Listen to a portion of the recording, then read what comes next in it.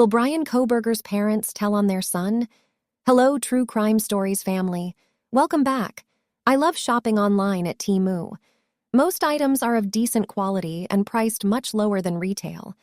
I saw dresses that I paid twice as much for at other online stores. They have lots of kitchen equipment. Often I find items that are helpful and which I didn't know I needed. Use my link to get 30% off your purchase. The link will be in the description box. The secret grand jury will ask questions to establish an alibi for Bryan Kohberger around the time Dana vanished. They are trying to gather enough information and evidence to make Bryan a suspect or to rule him out as a suspect. Bryan is a scary, creepy guy that has a history of stalking women. If Bryan Kohberger's parents know anything about Dana's disappearance or had any suspicion about Bryan's involvement in her death, I doubt if they will tell on their son.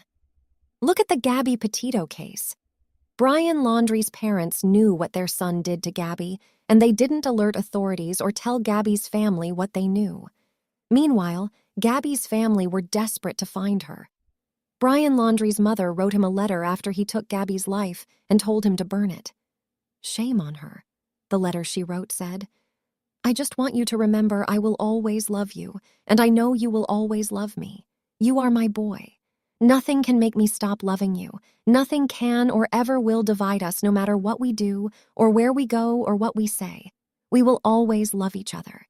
If you're in jail, I will bake a cake and put a file in it. If you need to dispose of a body, I will show up with a shovel and garbage bags, she said. If you fly to the moon, I will be watching the skies for your re-entry. If you say you hate my guts, I'll get new guts. Remember that love is a verb, not a noun. It's not a thing, it's not words. It is actions. Watch people's actions to know if they love you, not their words.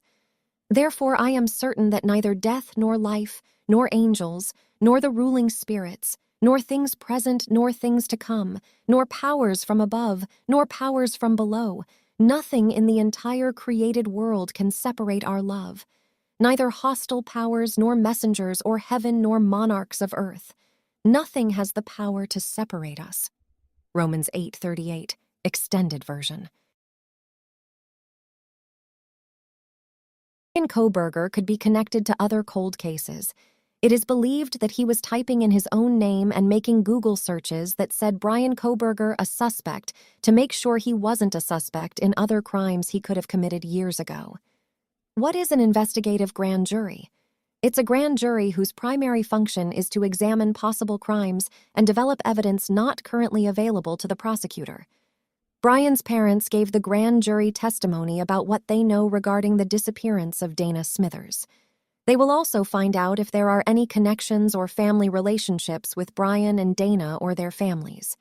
If the grand jury and the investigators find enough evidence to charge Bryan with Dana's death, he could possibly be facing a new indictment.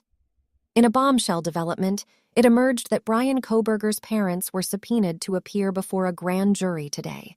Officials are still investigating the disappearance and death of Dana Smithers.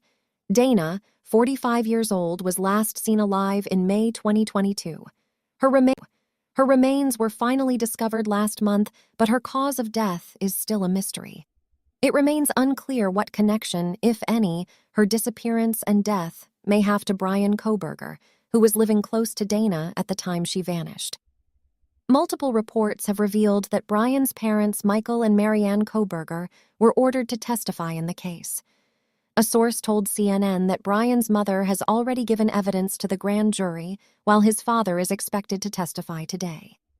Any information in the case can then be turned over to prosecutors in Idaho who have charged Bryan with the deaths of the Idaho Four. While many questions remain unanswered, here's what we know about Dana Smithers and what happened to the mother of three.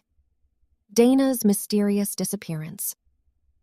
Dana vanished without a trace from Monroe County, the same county in Pennsylvania where Bryan was living at the time, before moving cross-country to Washington State in the summer to pursue a graduate degree program in criminal justice.